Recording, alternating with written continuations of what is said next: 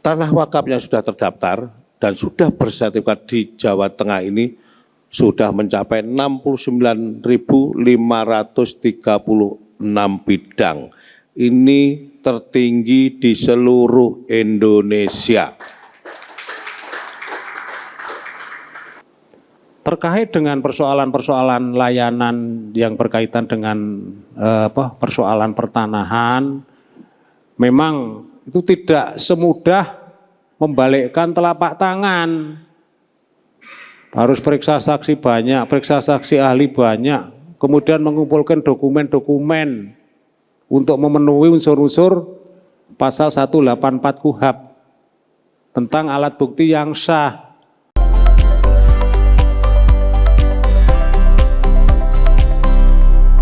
Sebelum kita mulai, marilah kita membaca basmalah untuk acara pada hari ini. Semoga diberikan bimbingan oleh Tuhan Yang Maha Kuasa dan menghasilkan sinergi dan solusi dalam soal pertanahan menjadi lebih baik untuk negeri ini.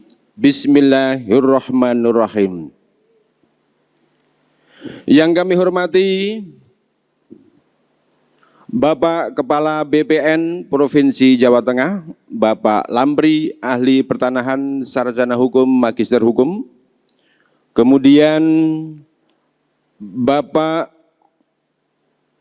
AKBP Sri Widodo yang dalam hal ini mewakili Bapak Direskrimum Polda Jawa Tengah.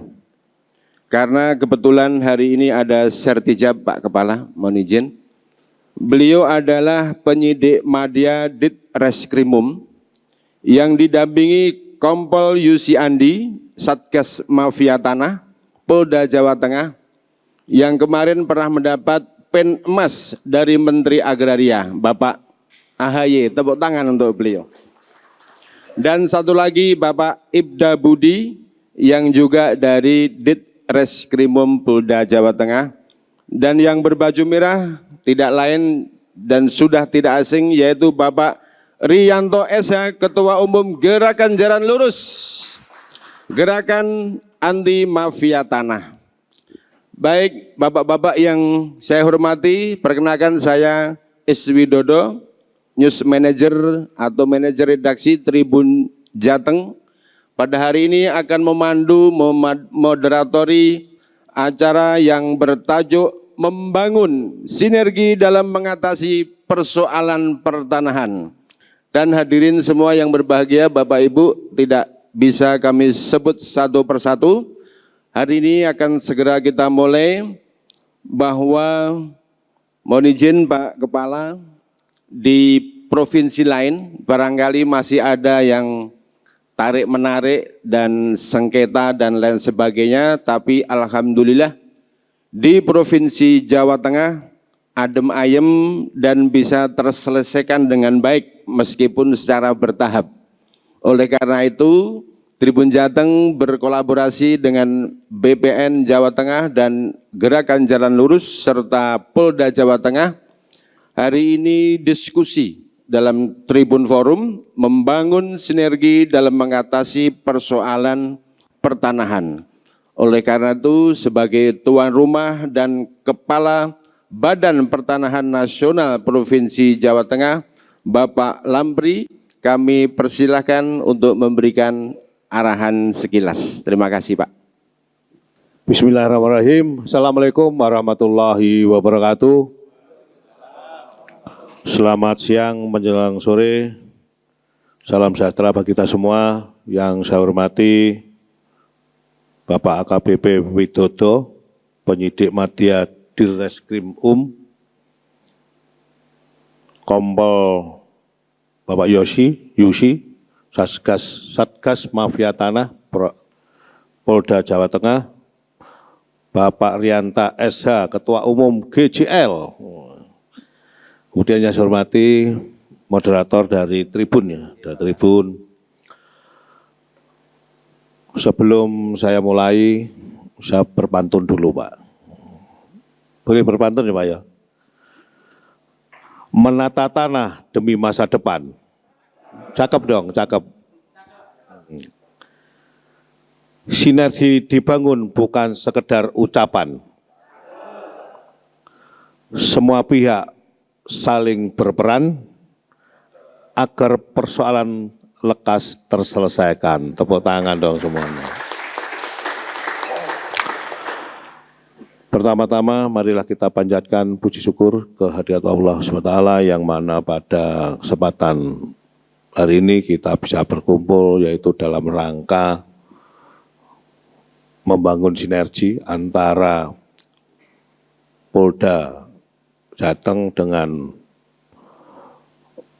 GJL yang dipimpin oleh Pak Rianta SH. Sebelum saya mulai, saya akan paparkan kaitannya dengan program-program BPN Provinsi Jawa Tengah. Ada 8 program kinerja, program 100 hari kerja yang semula sebetulnya saya ingin mengundang para media, yaitu untuk media gathering, tapi sampai saat ini karena banyak sekali kesibukan sehingga belum sempat untuk mengadakan acara itu.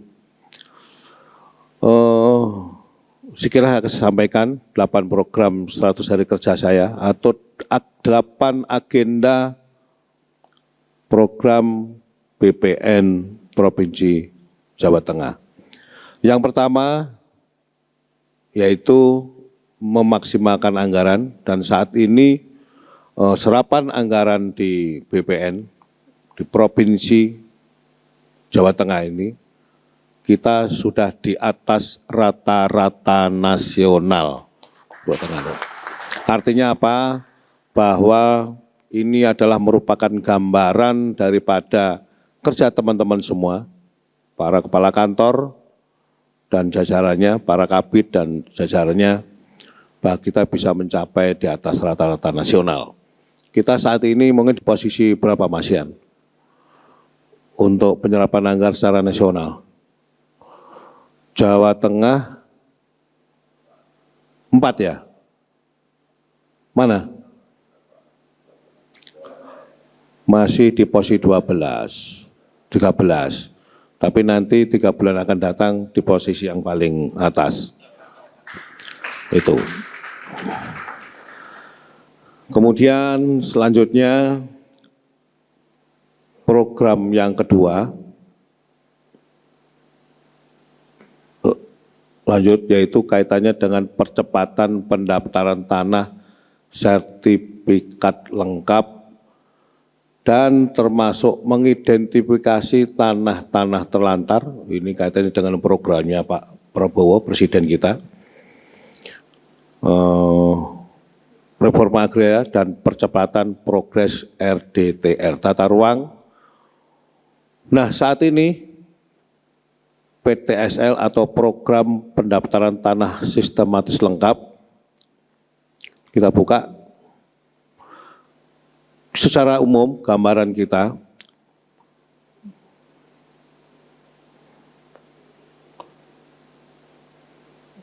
Gambaran seluruh bidang-bidang tanah di Jawa Tengah ini, mana gambarannya?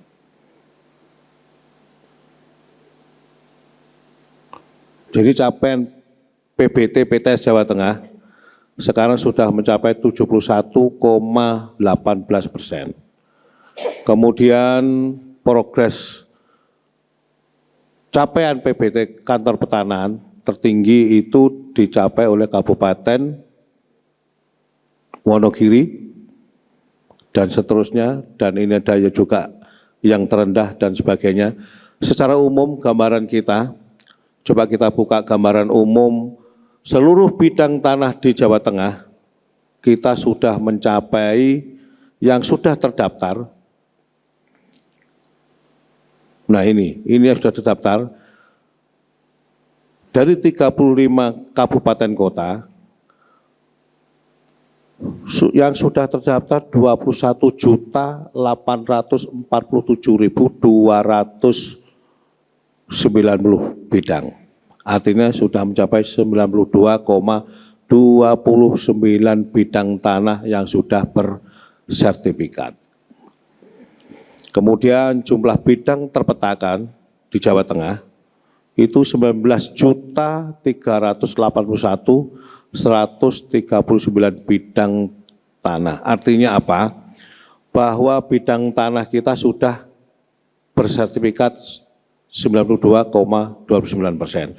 Tetapi di sini ada perbedaan antara sertifikat dengan pemetaannya. Ini PR kita Pak Rianta. PR kita sudah bersertifikat tetapi belum terpetakan. Inilah yang jadi persoalan kita. Ini yang lagi saya dorong, termasuk ini juga saya masukkan di dalam program kerja kita, yaitu KW 456 ini. Ini yang masih kita terus kita dorong, kita petakan, tetapi trennya saat ini kita sudah menurun terus dari 2 juta bidang itu, setiap harinya menurun 1.000 sampai 1.300 terpetakan. Karena memang kita punya PR sertifikat yang lama itu, karena dulu itu kita akui bahwa secara administrasi kita memang belum baik betul Pak Rianta, kita menyadari hal itu, tetapi kita juga tidak boleh berpangku tangan untuk menyelesaikan ini. Inilah sumber masalah, tetapi kita selalu kita lakukan tiap hari, tiap malam kita lakukan untuk memetakan ini. Ini trennya. Dari jumlah KW 456 ini yang sudah sertifikat tapi belum terpetakan. Trennya menurun terus dari 2.475.736 ini sekarang sudah turun menjadi 2 juta sekian. Dan terus kita kerjakan dan kita lakukan pemetaan secara terus-menerus. Ini termasuk program kerja saya. Lanjut.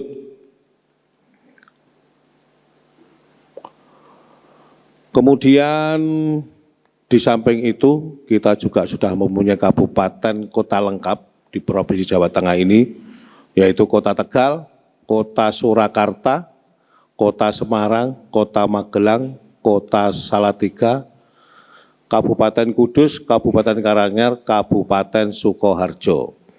Kemudian sekarang yang lagi kita siapkan adalah Kabupaten Klaten, Demak, Pati, Pekalongan, Kota dan Kabupaten. Nah, untuk hal ini tentu kita juga belum sempurna betul dengan hal seperti ini, tetapi kita tidak lelah untuk melaksanakan terus-menerus kaitannya dengan pemetaan ini, karena dasarnya kita itu sumber masalah adalah dari pemetaan, kelemahan pemetaan ini. Oke, lanjut. Kemudian kita juga punya program, salah satunya adalah pensertifikatan tanah wakaf, baik itu tempat-tempat ibadah maupun gereja, kemudian musola, masjid, dan sebagainya.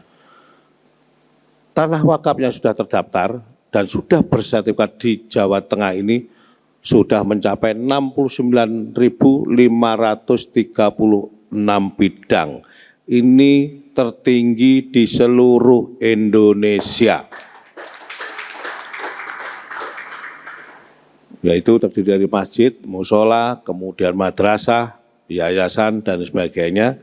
Kemudian juga ada tempat-tempat ibadah, baik itu gereja, dan lain sebagainya. Oke, ini adalah kemarin sudah MOU kita dengan Kemenak, kemudian dengan NU, kemudian dengan Muhammadiyah, BWI, dan seterusnya. Kemudian kita juga membuka layanan kaitannya dengan wakaf, kita lakukan layanan dengan khusus kaitannya dengan layanan wakaf ini. Kita buka, kemudian kita tangani secara serius, kita tangani dengan tim khusus kaitannya dengan pensertifikatan wakaf ini. Nah, wakaf ini ada juga salah satu programnya Menteri ATR BPN. Oke, lanjut. Kemudian kita juga tidak kalah penting, sudah ada 7 layanan prioritas yang ini merupakan salah satu layanan online. Sebetulnya sudah banyak layanan online yang kita lakukan. Jadi kalau layanan secara tatap muka sebetulnya sudah turun sekali. Sekarang sudah menjadi layanan online semuanya. Tinggal mungkin tatap muka tinggal 20%-an, yaitu kaitannya dengan pengukuran, mungkin dengan panitia atau panitia A atau panitia B. Ini kita jumlah berkas yang masuk di seluruh Jawa Tengah itu 78.108 berkas, mencapai 90,86%. Oke, ini termasuk balik nama, kemudian pendaftaran SK, kemudian apalagi itu, ada 7 layanan itu. Oke, lanjut, hak tanggungan sudah bisa nyetak sendiri pemohon tanpa ketemu dengan kita, daftar dengan online dan sebagainya. Oke, kemudian kita juga nanti hari Senin kita juga akan melonsing secara masif di seluruh kabupaten kota se-Jawa Tengah ada yang namanya layanan Ralali. Ralali itu Roya Layanan 5 menit. Nanti akan kita launching hari Senin secara serempak. Tepuk tangan dong layanan Ralali. Dan layanan Ralali ini hanya dimiliki oleh Provinsi Jawa Tengah. Dan bahkan mungkin belum di dunia juga belum ada layanan 5 menit ini. Itu oke. Lanjut. Nah, Strakom ini adalah salah satu program kita. Jadi sebetulnya Strakom ini adalah program pusat. Pada saat itu saya masih di Humas, di Hubungan Masyarakat. Saya nyiptakan namanya strategi komunikasi. Dashboardnya pada saat itu saya juga yang bikin dan sebagainya. Dan sampai saat ini dipakai ini, Strakom ini adalah salah satu alat komunikasi kita untuk menyampaikan kepada masyarakat informasi-informasi, baik itu melalui media cetak, melalui IG, melalui Facebook, Twitter, dan sebagainya, pengaduan juga melalui di situ. Apa program nasional kita sampaikan kepada masyarakat secara luas. Jadi melalui Strakom ini. Ada yang namanya One Day One Media, kemudian kita juga punya slogan yang namanya setiap kita adalah humas, setiap kita adalah ambasador. Jadi setiap insan BPN ini adalah humas. Kenapa saya katakan demikian? Mulai dari petugas ukur sampai kepala kantor, kalau ditanya masyarakat, pasti juga menyampaikan kaitannya dengan keluhan-keluhan masyarakat, pasti sampaikanlah kaitannya dengan. Makanya saya katakan bahwa setiap insan ATR BPN adalah humas. Oke. Nah, yang tidak kalah penting ini adalah konsolidasi tanah. Ini juga salah satu program BPN Provinsi Jawa Tengah. Konsolidasi tanah itu dari tanah, bidang-bidang tanah atau wilayah yang kumuh, kemudian ditata sedemikian rupa menjadi kawasan yang bersih, rapi, yang jalannya yang rusak dibenahi, dan lain sebagainya. Kemudian sertifikatnya juga diterbitkan, kalau jalannya itu kurang lebar dilebarkan, dan sebagainya. Ini adalah salah satu konsolidasi tanah ini. Kita kerjasama dengan Gubernur Provinsi Jawa Tengah. Ini yang mendapatkan program itu Kabupaten Semarang, Kota Salatiga, Kota Pekalongan, Kabupaten Kendal, Kabupaten Kudus, dan Kabupaten Banyumas. Walaupun sebetulnya program ini oleh Gubernur seluruh kabupaten kota itu ada, tetapi di BPN karena anggarannya cuma di 6 kabupaten kota ini. Kemudian ada juga yang namanya redistribusi tanah. Jadi saat ini kita targetnya 1050 bidang. Sekarang sudah mencapai, yang sudah diukur 640 bidang. Kemudian yang lain itu masih koordinasi dengan kabupaten. Oke. Kemudian kita juga ada pengadaan tanah, yaitu bendungan Bener di Kabupaten Purworejo, jalur ganda yang sudah selesai, kemudian jalan tol Semarang-Demak di Kabupaten Demak dan Kota Semarang, sudah selesai itu. Kemudian yang belum, bendungan Karangnongko di Kabupaten Blora dan seterusnya dan seterusnya. Oke. Di Provinsi Jawa Tengah sudah ada yang mendapatkan WBK, Wilayah Bebas Korupsi. Ini piagam ini disampaikan oleh Menteri Pendayagunaan Aparatur Negara dari Menpan, yaitu Kantor Pertahanan Kabupaten Semarang, Kantor Pertahanan Kota Surakarta, Pertahanan Kota Semarang, Kabupaten Klaten, Kota Magelang, Pekalongan, Karanganyar, Kabupaten Kendal, dan Kota Pekalongan, serta Kabupaten Temanggung. Dan saat ini yang kita siapkan ada 6 kantor pertanahan, Kantor Pertanahan Kabupaten Pemalang, Kudus, Sukoharjo, Demak, Pati, dan Blora. Jadi ada 8 program kerja kami yang kami kerjakan saat ini. Jadi mungkin itu sekilas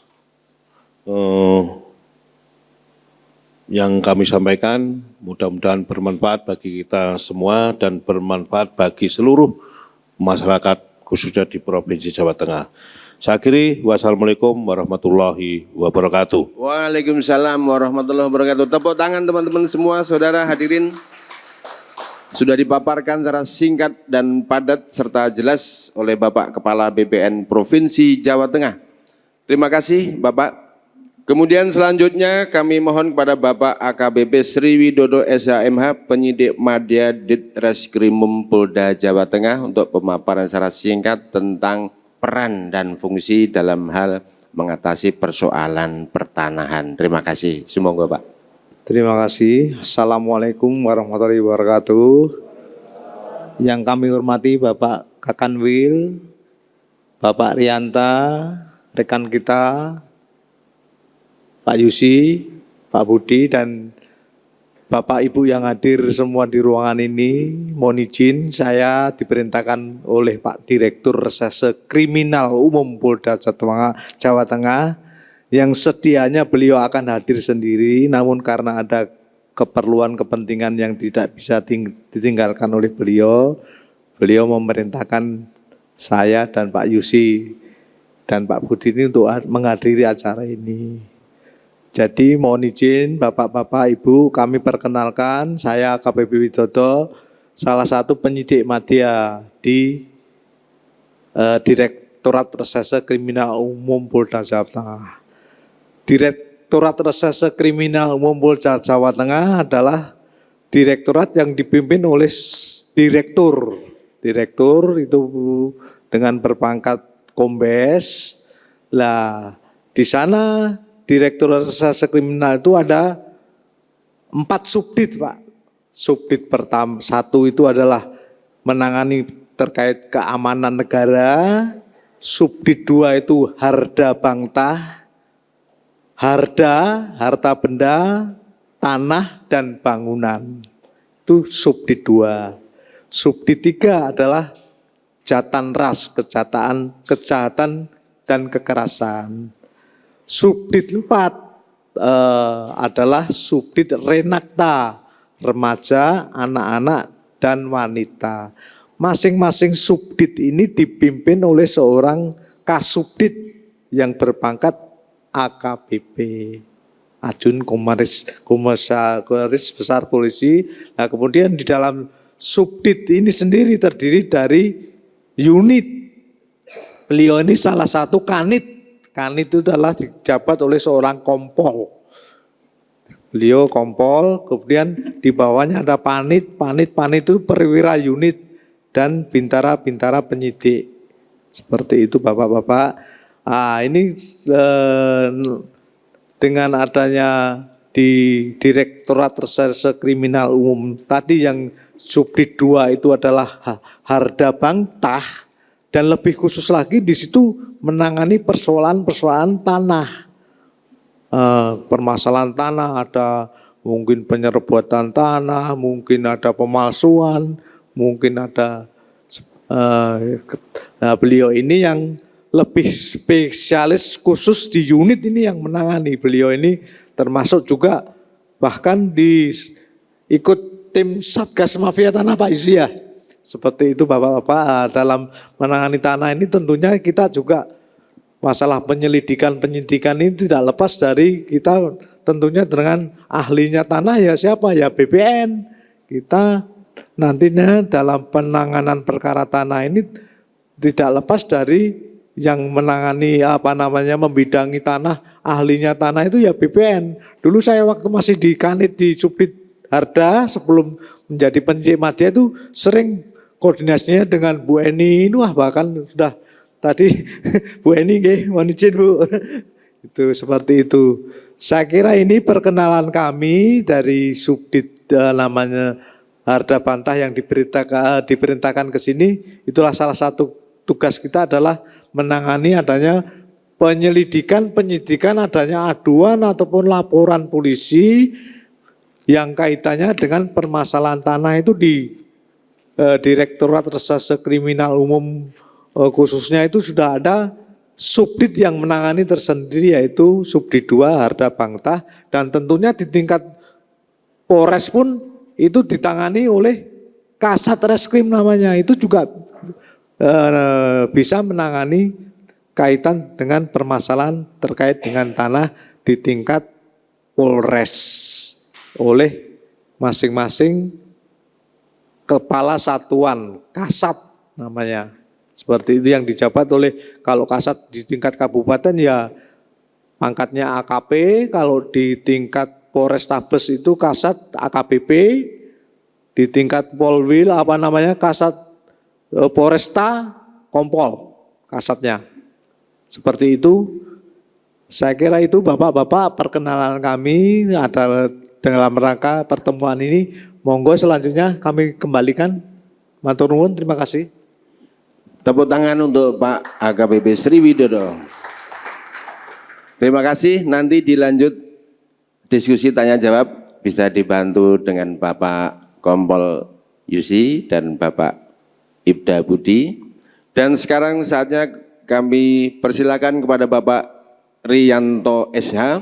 Beliau adalah mantan anggota DPR RI yang selesai masa jabatan 2024, juga pendiri Gerakan Jalan Lurus, Gerakan Anti Mafia Tanah, dan kebetulan juga di DPR menangani tentang pertanahan. Kami persilakan kepada Bapak Riyanto SH. Baik, langsung saja yang pertama berkaitan dengan tupoksi Kementerian ATR BPN. Tadi Pak Kakanwil sudah menyampaikan banyak hal. Intinya dari sisi kami bahwa layanan-layanan jasa administrasi itu diberikan oleh Kementerian ATR BPN. Lah layanan-layanan itu saat ini saya melihat sudah terjadi perubahan yang cukup signifikan sesuai dengan program kerja Presiden Prabowo Subianto. Dan Gerakan Jalan Lurus sebagai elemen daripada bangsa ini tentu mendukung keinginan siapapun termasuk Presiden. Ini kita dukung, dan apa yang sudah dilakukan oleh jajaran ATR BPN seperti tadi terakhir layanan 5 menit roya, bukan 5 menit bar itu ya. Biasanya kalau Pak Rianto itu bermenit-menit. 5 menit roya. Wah, itu alhamdulillah. Kemudian juga saya sampaikan mohon jajaran kawan-kawan BPN yang di garis depan itu untuk bisa memahami tentang prosedur maupun mekanisme yang sudah dibangun oleh negara ini. Contoh sederhananya barangkali berkaitan dengan standar layanan. Sesuai dengan Perkaban nomor 1 tahun 2010. Ini tolong untuk benar-benar diperhatikan. Kemudian juga kepada warga masyarakat untuk juga harus bisa memahami ini. Jadi jangan sampai keinginan politik pemerintah pusat yang sudah dituangkan dalam bentuk-bentuk kebijakan politik nasional itu tidak jalan.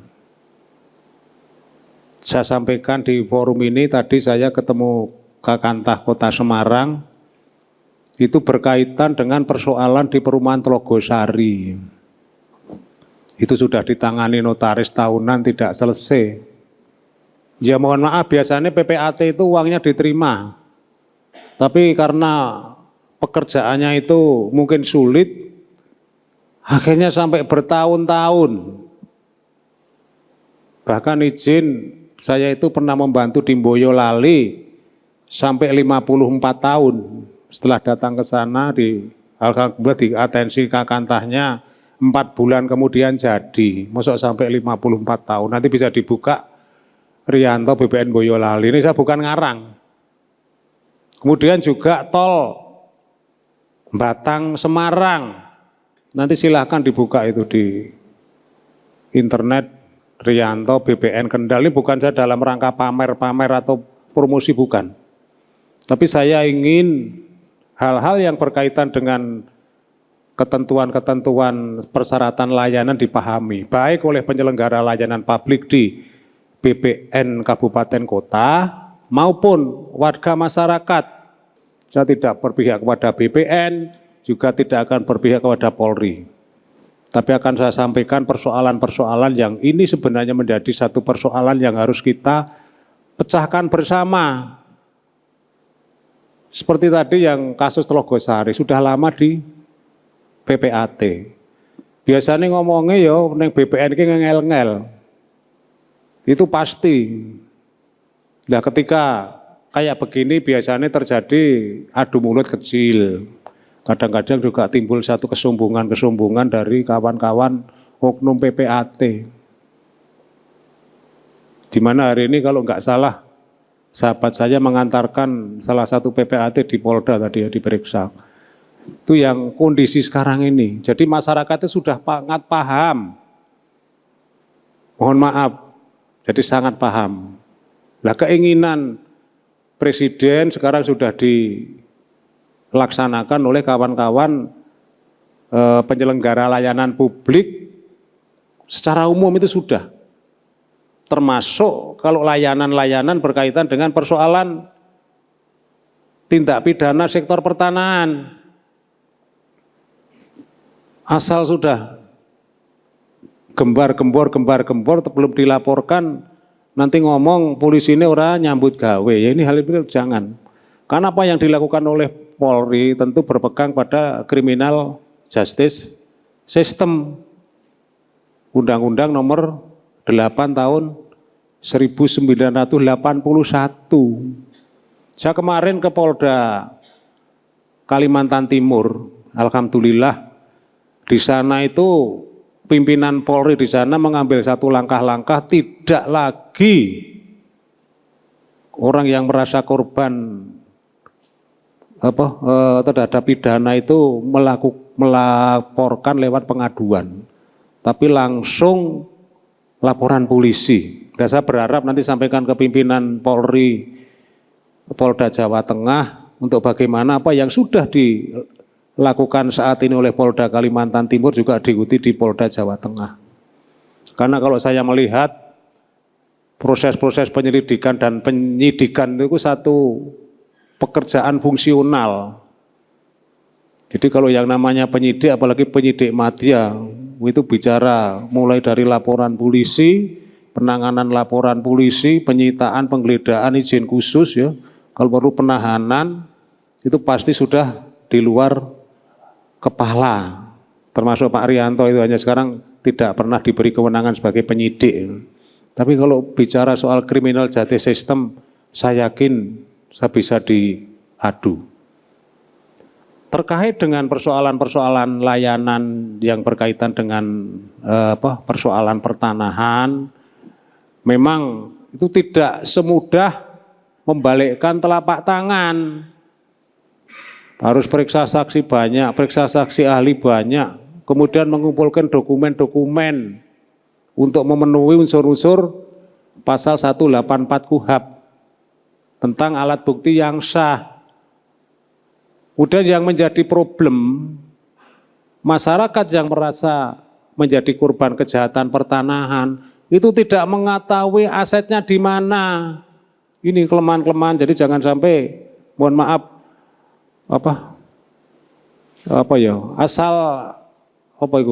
tapi asal ngomong. Makanya di forum ini saya menghimbau kepada warga masyarakat, yang pertama kalau punya tanah, dipelihara tanah itu. Kayak patok batas, kemudian dijogo, kalau perlu diberi tulisan tanah ini milik Kopral Rianto, luas berapa, itu tidak apa-apa, ini dalam rangka pengamanan. Jadi kalau masyarakat merasa menjadi korban kejahatan pertanahan dan tanah itu belum terdaftar di Badan Pertanahan Nasional, di BPN yang nggak ada datanya. Ini yang masyarakat itu perlu memahami ini. Ya, ini perlu. Kemudian juga di Polri sama. Ya, sama. Apalagi kalau yang menyangkut tentang persoalan tanah itu juga ada jurisprudensi. Mengenai objek itu harus jelas. Jadi kira-kira itu. Jadi jangan sampai ke depan itu masyarakat tetap dalam kondisi yang tidak tahu. Termasuk kawan-kawan aktivis, kawan-kawan pengacara, juga kawan-kawan PPAT notaris, jangan gampang ke persoalan tanah. Karena persoalan tanah itu kejadian hari ini 20 tahun kemudian meledak. Seperti ini beberapa kasus yang saya tangani di Kalimantan Timur dan Tanjung Pinang, Batam maupun Bintan dan Lingga. Itu kejadiannya itu sudah berapa puluh tahun yang lalu. Kalau di luar Jawa rata-rata persoalannya itu karena di sana itu ada SKT, kalau di sini gire atau letter C. Di sana gire tidak dipelihara. Ini yang jadi repot. Ketika terjadi masalah, nyalah ke BPN, nyalah ke polisi, dilapori ora berjalan. Lah, makanya saya mohon pada kawan-kawan aktivis khususnya Gerakan Jalan Lurus untuk bagaimana ini disosialisasikan. Kalau perlu Pak Kakanwil, acara-acara kayak gini seminggu sekali nggak apa-apa. Ya toh, mau ada budgetnya kok. Lu enggak apa-apa. Enggak apa-apa. Ini dalam rangka memberikan pembelajaran. Saya sedih ketika melihat korban-korban pertanahan yang kayak gitu. Seperti di Salatiga yang nanti sampaikan Pak Kapolda. Yang 11 korban itu kemarin juga datang ke rumah. Kemudian ini yang menyedihkan, terpidana itu hanya divonis 4 bulan penjara. Padahal menipu 11 orang dengan uang 100 juta, dari 100 juta itu sertifikat dibalik nama, kemudian dipinjamkan ke Bank Mandiri 25 miliar. Kadang-kadang saya berpikir, manusia-manusia kayak gini, kalau perlu tak halal ke darai gitu. Kalau perlu, kan ini yang merusak. Coba, makanya sekali lagi saya sampaikan, menangani persoalan pertanahan tidak semudah orang membayangkan, termasuk putusan-putusan perdata yang sudah inkrah, apalagi putusan pidana, kira-kira itu. Jadi sekali lagi saya mohon kepada warga masyarakat untuk bagaimana kita berkolaborasi dengan pemerintah, dengan BPN, dengan polisi, bukan dalam rangka Pak Rianto baik dengan Pak Lamri, dengan kantah-kantah atau dengan Pak polisi, itu saya KKN dapat apa-apa? Tidak. Saya tegaskan tidak.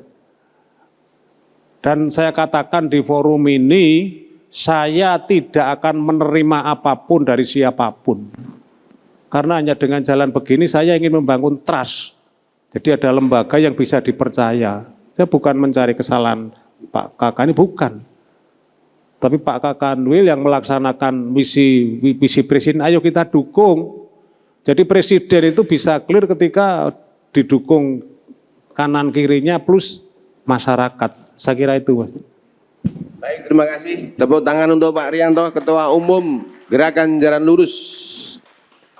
Mohon izin Pak Kepala BPN, ada WA masuk, ini yang bertanya. Pak, bagaimana status lahan yang sudah habis masa hak guna bangunan, kemudian penggunanya belum pergi, tetapi juga belum dikuasai oleh negara. Padahal lahan tersebut mau disewa atau digunakan oleh instansi lain atau orang lain. Menurut Pak Kepala BPN, solusinya bagaimana? Terima kasih Pak.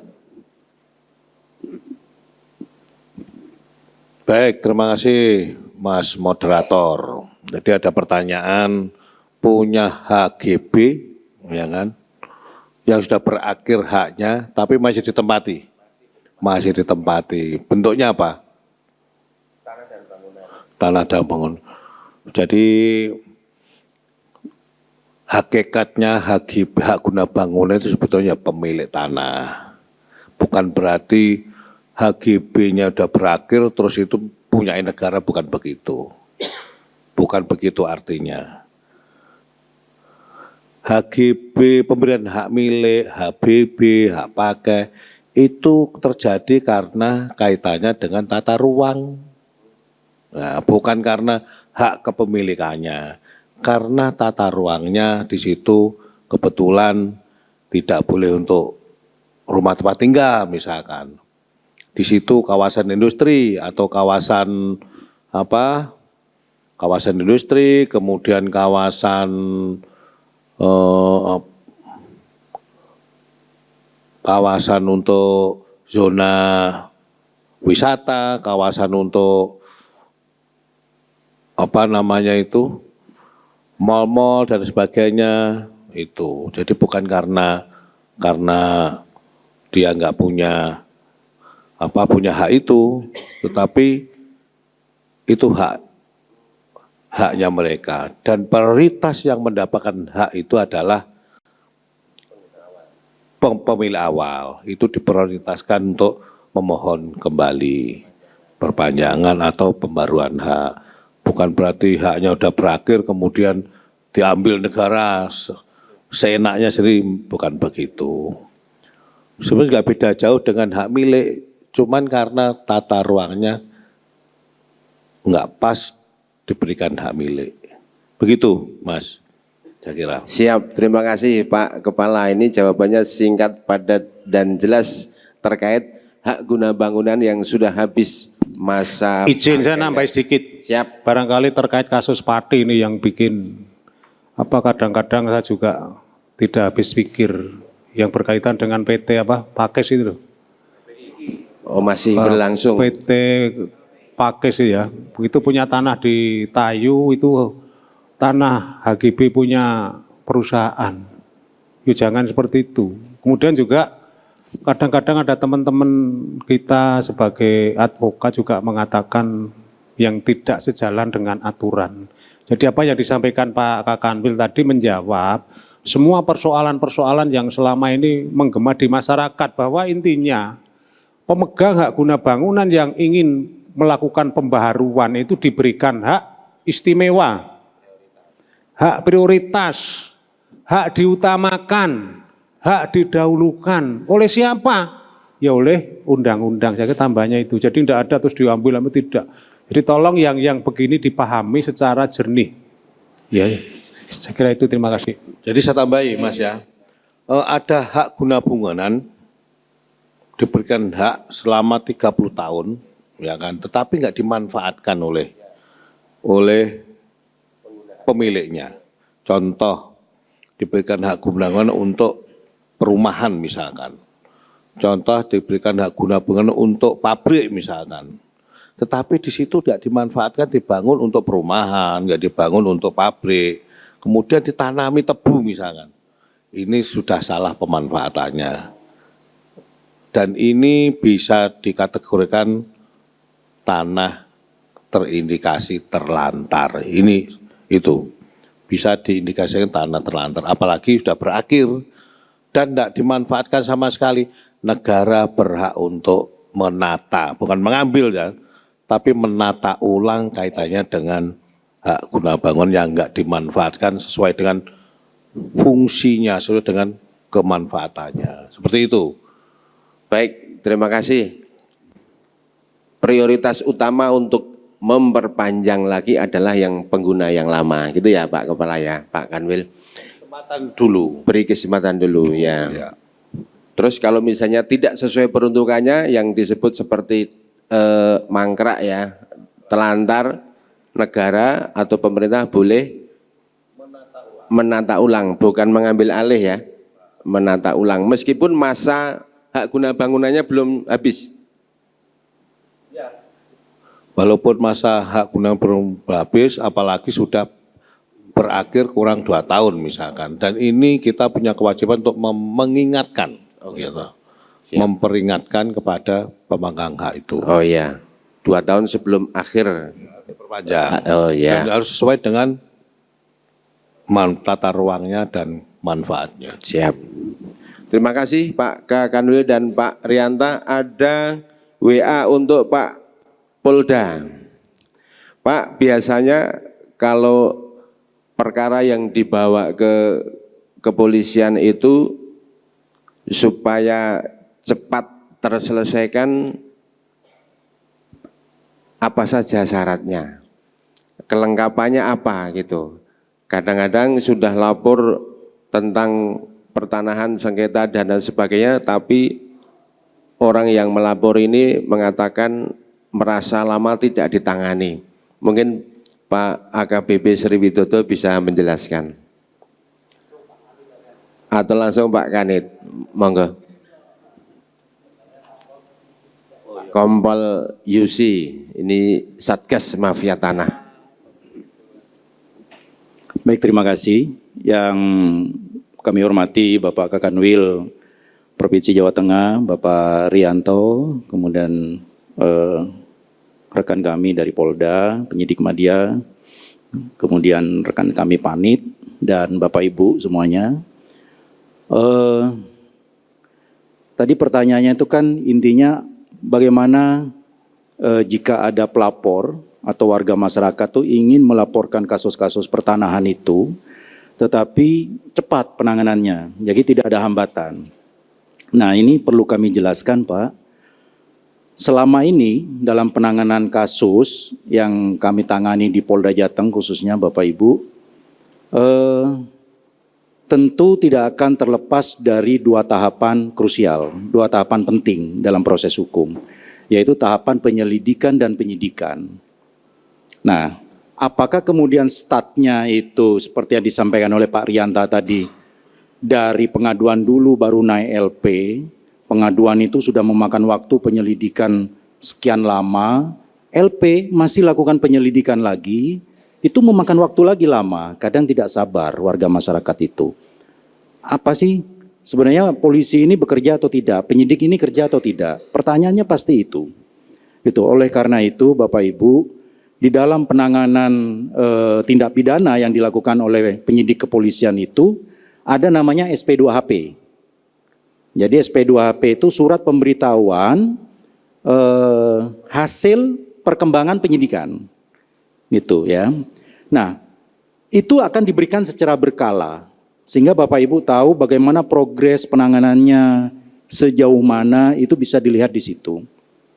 Ya. Nah, kemudian bagaimana strateginya agar kasus-kasus pertanahan yang dilaporkan kepada penyidik kepolisian itu bisa cepat, tentu kembali kepada Bapak Ibu yang kemudian menjadi pelapor ataupun korban, itu pertama adalah kelengkapan terkait dokumen. Itu penting sekali. Ya, karena pengalaman kami di Polda sampai sekarang sangat jarang, bukan tidak ada, tetapi sangat jarang kasus-kasus pertanahan ini selesai di bawah 1 tahun. Jarang Bapak Ibu. Gitu. Rata-rata panjang, bertahun-tahun. Bahkan kami menangani sampai sekarang itu ada yang 7 tahun, 5 tahun. Itu aja kami support untuk bisa cepat kami memberikan kepastian hukum. Nah, kenapa dokumen? Kasus pertanahan pasti seorang penyidik akan menanyakan terkait legal standing. Legal standingnya apa terhadap objek? Ada sengketa atau tidak? Ada gugatan atau tidak dulunya? Kami harus pelajari itu. Gitu. Sehingga sebelum melapor sebaiknya lengkapi dulu, persiapkan dulu. Kemudian saksi-saksinya seperti apa, siapa yang ditunjuk nanti sampaikan. Gitu. Kalau memang kalau di Polda Jawa Tengah memang di Mabes juga sudah pernah disampaikan. Jadi Polda Jawa Tengah itu kadang memulai dari pengaduan Bapak. Gitu, tidak langsung LP. Karena setelah kami melakukan gelar perkara, jadi kalau Bapak Ibu mungkin pernah ke SPKT Polda Jawa Tengah untuk membuat laporan, itu tidak lama kami pernah menerima warga dari Pati gitu, ingin melapor. Di SPKT itu ada prosedur untuk melakukan gelar perkara awal. Itu diikuti oleh piket, baik yang saat itu ada, yaitu SPKT sendiri, piket kriminal umum, Krimsus, kemudian narkoba, Irwasda, Propam, itu semua kumpul di situ. Kemudian menanyakan, membahas apa yang mau dilaporkan oleh warga masyarakat. Nah, terkadang kasus-kasus pertanahan itu irisan antara kasus pidana dengan kasus perdatanya itu kental. Makanya ketika kemudian tidak yakin bahwa ini sebenarnya ada peristiwa pidana atau tidak. Kan rohnya penyelidikan itu untuk menemukan peristiwa pidana. Makanya kemudian Bapak Ibu, karena dokumen belum lengkap, kronologisnya juga belum lengkap, saksi yang mau diajukan sebagai saksi fakta, itu kadang tidak bisa menyebut. Sehingga ketika kami tidak ingin mengecewakan warga masyarakat, kami akan melakukan pelayanan, maka disarankan untuk silakan membuat pengaduan. Dari pengaduan itu akan dilakukan penyelidikan. Ketika memang sudah kuat, gitu, ditemukan adanya dugaan peristiwa pidana, pasti akan dinaikkan ke proses penyidikan. Runningnya di penyidikan. Jadi penyelidikan itu kita berusaha keras untuk melakukan pengumpulan bukti-bukti, saksi-saksi, itu adanya di penyelidikan. Sehingga ketika kasus itu dinaikkan ke penyidikan, tidak lagi kembali ke tahapan proses penyelidikan. Jadi udah running, gitu. Targetnya adalah tahap 1, penyerahan berkas perkara ke jaksa penuntut umum untuk dilakukan penelitian. Nah, itu tidak mudahnya di situ Bapak Ibu, sehingga kalau menurut kami karena ada irisan pidana dan perdatanya sangat kental, dokumen, kenapa dokumen itu kadang sulit? Lamanya waktu. Kadang kasusnya itu terjadi di tahun-tahun, 5 tahun sebelumnya. Itu sehingga ketika kami tanyakan ada enggak data-data? Wah, kami cari dulu Pak. Jadi belum siap. Izin Pak Moderator, saya tak nanggapi sedikit aja. Yang berkaitan dengan ketika penyidik baru menangani persoalan pidana, kemudian ada perdata. Ini memang ada dasarnya. Itu harus diselesaikan dulu perdatanya. Padahal kalau mau selesaikan SEMA. Nomor 1 tahun 56. 56 ya. Ini, betul Pak Rianto. Ini bukan penyidik gawe-gawe. Lah saya mendengar kalau ada yang kayak gini disampaikan penyidik, karena ada perdatanya, agar perdatanya dulu. Ini sistem, bukan penyidik berpihak pada yang dilaporkan atau bukan. Jadi tolong masyarakat untuk memahami ini, itu sistem.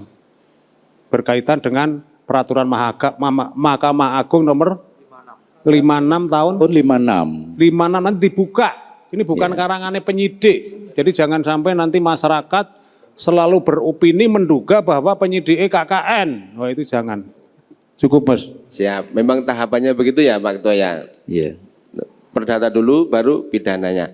Pak mau dilanjut? Ya saya kira cukup itu. Oh segitu ya. Terima kasih. Pak Budi mau nambahi? Oh siap. Pak Kepala. Sedikit saya siap. nambahi sedikit Iya. katanya dengan HGB berakhir, Siap. kemudian tidak hanya HGB saja, tapi Iya. juga HGU yang sudah berakhir haknya. Jadi kami sampaikan dan saya ingatkan kepada pemegang hak guna bangunan atau hak guna usaha. Kemarin saya melihat di YouTube atau di mana kemarin itu perintahnya Pak Presiden dengan Pak Menteri kalau nggak salah ya, bagi hak guna bangunan atau HGU yang tidak dimanfaatkan Pak Nusron agar supaya diambil alih oleh negara itu. Jadi saya ingatkan kepada pemegang hak GB maupun HGU agar supaya dimanfaatkan sesuai dengan izinnya, tentu sesuai dengan penggunaannya, sesuai dengan pemanfaatannya. Apabila itu hak GB itu untuk pabrik SK difungsikan, ya kan, dilakukan pembangunan di situ. Kalau enggak, ya negara akan mengatur kembali, termasuk HGU demikian juga. Jadi begitu mungkin, walaupun di situ masih ada hak keperdataannya, tapi kalau negara akan mengambil ya harus berwenang untuk melakukan itu, untuk mengevaluasi kembali, diberikan kepada yang investor yang mampu untuk melakukan itu. Mungkin itu. Kebetulan ini mohon maaf ada tamu dari pusat, saya mundur diri nanti diwakili oleh Pak Kabid, Pak Wahyu ya, Pak Wahyu, Pak Andi. Mana? Oh, iya. Mungkin itu. Terima kasih. Ditutup dulu ya. Ditutup. Ya. Oke. Ditutup. Hadirin tepuk tangan semua Terima untuk narasumber yang di depan. Dan kita simpulkan jawabannya singkat, padat, dan jelas. Mohon maaf ada beberapa WH yang belum bisa dijawab. Kami akan sampaikan kepada Bapak Kakanwil atau melalui Humas tentang pertanyaan-pertanyaan yang masuk, tetapi karena waktu sangat terbatas, oleh karena itu kami mohon kepada Bapak Kakanwil untuk menutup acara diskusi Tribun Forum pada hari ini, sekaligus memberikan harapan, imbauan kepada masyarakat supaya tertib dalam sinergi mengatasi persoalan pertanahan sehingga target-target dalam PTSL dan lain sebagainya, sertifikasi wakaf dan lain sebagainya bisa cepat mencapai 100% ya Pak Kepala. Silakan Pak, monggo Pak. Baik, terima kasih kepada Pak AKBP Sri Widodo atas kehadirannya, Pak Kompol Yusi Andi, dan Bapak siapa sebelahnya? Pak Budi dan Ketua GJL, Pak Rianta, dan beserta Pak Widodo dari Tribun atas kehadirannya. Senang sekali saya bisa melakukan podcast pada hari ini. Mudah-mudahan podcast ini bermanfaat bagi kita semua, khususnya bagi masyarakat. Kami juga tidak diam saja kaitannya dengan layanan pertanahan ini. Kami sudah bikin lompatan-lompatan, inovasi-inovasi agar supaya memberikan kemudahan layani kepada masyarakat. Ada 8 poin yang kami lakukan, walaupun poin ini sudah banyak sekali. Kaitannya dengan layanan di bidang pertanahan tentunya. Mudah-mudahan sekali lagi inovasi ini, kreatif ini akan memberikan manfaat sebesar-besarnya bagi masyarakat, khususnya masyarakat Provinsi Jawa Tengah. Terima kasih, saya akhiri. Wassalamualaikum warahmatullahi wabarakatuh. Waalaikumsalam warahmatullahi wabarakatuh. Terima kasih semuanya kepada bapak-bapak narasumber yang terhormat dan hadirin semua. Kita tutup pada acara sore hari ini. Mudah-mudahan bermanfaat dan kita jumpa lagi pada waktu dan kesempatan yang akan datang. Terima kasih. Assalamualaikum warahmatullahi wabarakatuh. Foto bersama dulu, mandi dulu.